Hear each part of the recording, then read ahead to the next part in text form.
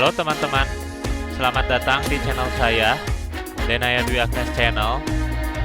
Untuk video kali ini, saya akan membacakan cerita yang berjudul Petualangan Ninja. Ya udah, daripada kebanyakan basa-basi, langsung aja ya kita mulai ceritanya.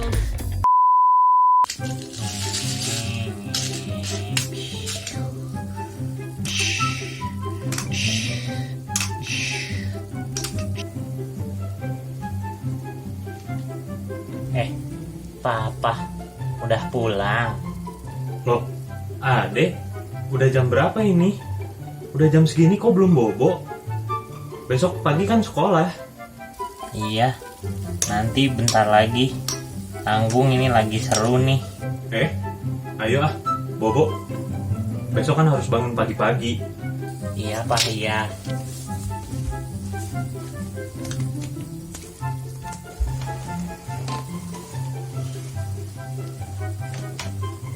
Selamat tidur, Adek. Bobo yang nyenyak ya. Bacain cerita dulu dong, Pak. Ade masih belum ngantuk nih. Iya, boleh. Tapi ada syaratnya ya. Apa syaratnya, Pak? Syaratnya, Adek harus bobo ya kalau ceritanya udah selesai. Oke, Pak. Janji ya. Iya, Ade janji bakal bobo kalau ceritanya udah selesai. Oke, kalau gitu, Adek dengerin ya Papa baca ceritanya. Oke, Pak. Di hari Minggu yang cerah, Naya 5 tahun beserta Faisal dan Ari asik menonton serial Pendekar Ninja di televisi di rumahnya di Jalan Damar nomor 7 Bandung. Pendekar-pendekar ninja itu merupakan tokoh-tokoh yang kuat dan bisa bergerak dengan sangat cepat. Mereka selalu membela kebenaran dan menumpas kejahatan dan ketidakadilan. Suatu hari, Naya berpikir pada saat dia akan tertidur, aku ingin menjadi ninja yang baik. Naya terbangun dari tidurnya dan dia melihat sekelilingnya dengan bingung.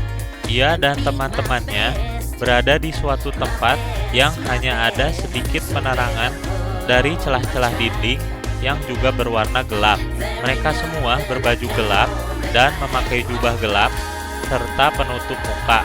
Tak ketinggalan juga ikat kepala merah di dahi mereka. Kita berpakaian ninja, kata Naya kaget. Di tengah-tengah kebingungan mereka, datang seorang kakek tua berambut putih panjang terikat ke belakang. Ia mengenakan baju yang sama dengan yang dikenakan Naya dan teman-temannya. Dan dengan terbungkuk-bungkuk, ia menghampiri Naya dan teman-temannya. Lalu ia berkata, "Sekarang sudah saatnya kalian mengikuti aku." Naya dan teman-temannya berjalan mengikutinya. Pada saat mereka berjalan mengikuti kakek tua itu, banyak ninja-ninja lain bergabung sepanjang perjalanan menyusuri suatu lorong yang panjang. Mereka semua berpakaian yang sama, gelap, berjubah, berpenutup muka dan ikat kepala merah. Ini sungguh aneh sekali, Naya berbisik pada temannya. "Apakah kau pikir kita harus mengikuti mereka?" Temannya balik berbisik. "Mengapa tidak?" jawab Naya. Dia kelihatannya ketua ninja yang baik. Akhirnya mereka sampai di depan ruangan yang sangat besar berdindingkan kayu. Pada saat pintu terbuka, Naya melihat suatu ruangan yang sangat indah dengan sebuah meja besar di tengah-tengah ruangan dikelilingi oleh kursi-kursi. "Silahkan duduk," kakek tua itu mempersilahkan ninja-ninja yang mengikutinya untuk duduk di kursi-kursi yang telah disediakan. Kakek ketua mengambil tempat di kursi yang terbesar dan mulai bercerita. "Saudara-saudaraku, para ninja, malam ini kita mempunyai tugas yang sangat penting. Seseorang telah mengancam untuk menculik Bapak Tono, pemilik perkebunan yang baik hati. Sekali lagi kita harus berbuat sesuatu untuk membantu lingkungan kita." Naya ternganga mendengar cerita kakek tua itu. Kakek ketua ninja itu meneruskan ucapannya. "Kita akan dibagi-bagi menjadi beberapa kelompok kecil untuk mengikuti kemana saja Pak Tono pergi, tentunya tanpa terlihat seorang pun. Seorang ninja sejati tidak pernah bisa dilihat orang lain dan selalu membela kebenaran dan keadilan, kata kakek tua tersebut sambil menatap Naya. Naya, lanjut kakek tua, saya menunjukmu sebagai pemimpin dari misi ini. Saya mempercayakan seluruh pendekar ninja ini di bawah arahanmu. Tolong selamatkanlah lingkungan kita ini dan teruslah berjaga-jaga agar negara ini tetap aman. Pada saat kakek tua mengakhiri kalimatnya, ia pun menghilang. Naya membagi-bagi para pendekar ninja itu menjadi kelompok-kelompok kecil sesuai petunjuk kakek ketua untuk mengikuti kemanapun Pak Tono pergi. Naya tentu saja menunjuk teman-temannya untuk bergabung dengan kelompoknya. Bersama teman-temannya, ia mengendap-endap di balik tembok gang-gang kecil, bersembunyi di balik semak-semak agar tidak terlihat orang saat menjalankan misinya. Hingga suatu saat, tiba-tiba seorang pemuda dengan bergegas menghampiri Pak Tono saat ia berjalan menuju kantornya. Pemuda itu membawa batu sambil berlari, lalu tiba-tiba melemparkan batu tersebut ke arah Pak Tono. Suatu pemandangan yang memancing kelompok ninja untuk memulai bertindak mengamankan Pak Tono. Seluruh anggota kelompok, kecuali Naya, mengejar pelempar batu tersebut. Naya tahu ini hanyalah suatu tipuan belaka. Sesaat setelah semua orang mengejar si pelempar batu, 4 orang pemuda yang lain lari mendekati Pak Tono dan memaksanya masuk ke dalam mobil yang mereka kendarai. Naya merasakan suatu kekuatan yang luar biasa saat ia meloncat ke udara dan mengajukan serangan-serangan terhadap 4 pemuda tersebut. Sesaat setelah Pak Tono dapat diselamatkan, berdatanganlah agen-agen rahasia bersamaan dengan wartawan-wartawan surat kabar dan televisi. Mereka semua berkumpul sambil bertanya-tanya mengenai siapakah yang menyelamatkan Pak Tono, siapakah dia, di manakah dia. Mereka semua bertanya-tanya. Naya telah meninggalkan lokasi kejadian. Seorang ninja sejati tidak pernah terlihat siapapun. Tujuannya telah selesai. Naya telah berhasil menyelamatkan Pak Tono dan penculiknya pun telah ditangkap oleh yang berwajib untuk diadili dan dihukum sesuai dengan kejahatannya.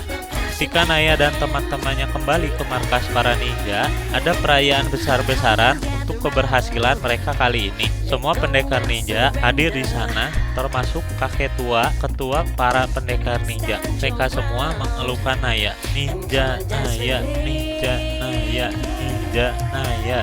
Kakek ketua meminta semuanya untuk tenang sejenak. Lalu ia berkata, sekali lagi, Naya, kamu telah menyelamatkan lingkungan kita ini dari tangan-tangan para penjahat. Kamu adalah pendekar ninja sejati. Mendengar itu, seluruh pendekar kembali bersorak-sorai. Naya, bangun, teman-temannya berkata sambil membangunkan Naya dari tidurnya. Naya membuka matanya dan melihat kamar tidurnya sendiri. Apa? Di mana pakaian-pakaian ninja kita? Di mana kakek ketua ninja? Di mana pasukan ninja kita? Naya bertanya-tanya, teman-temannya kebingungan mendengarkan ocehan Naya lalu meninggalkannya.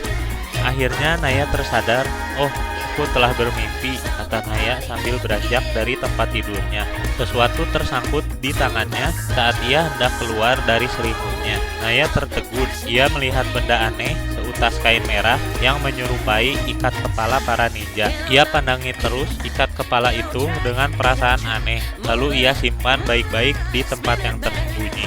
Naya kembali bergabung dengan teman-temannya untuk bermain bersama-sama mereka. Namun ia merasakan sesuatu yang lain di hatinya, suatu kegembiraan yang luar biasa. Ia akan menyimpan pengalaman ninja yang luar biasa ini sebagai rahasia, karena ia tahu seorang ninja sejati tidak pernah tampak oleh orang lain.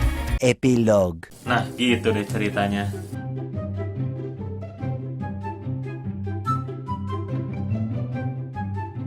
Ya, malah udah bobo duluan sebelum ceritanya beres.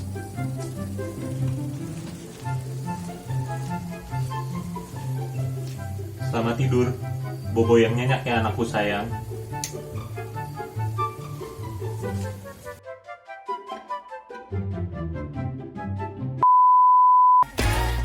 Gimana perasaan teman-teman setelah menonton video ini? Apa di antara teman-teman di sini ada yang pernah dibacain cerita saat masih kecil? Atau untuk yang sudah punya anak, apa sekarang cuma ngebacain cerita untuk anak-anaknya? Boleh di komen di bawah ya teman-teman. Oke, sekian dulu video cerita petualangan ninja kali ini. Jangan lupa untuk subscribe channel ini, like kalau kalian suka video ini, dan komen juga di bawah.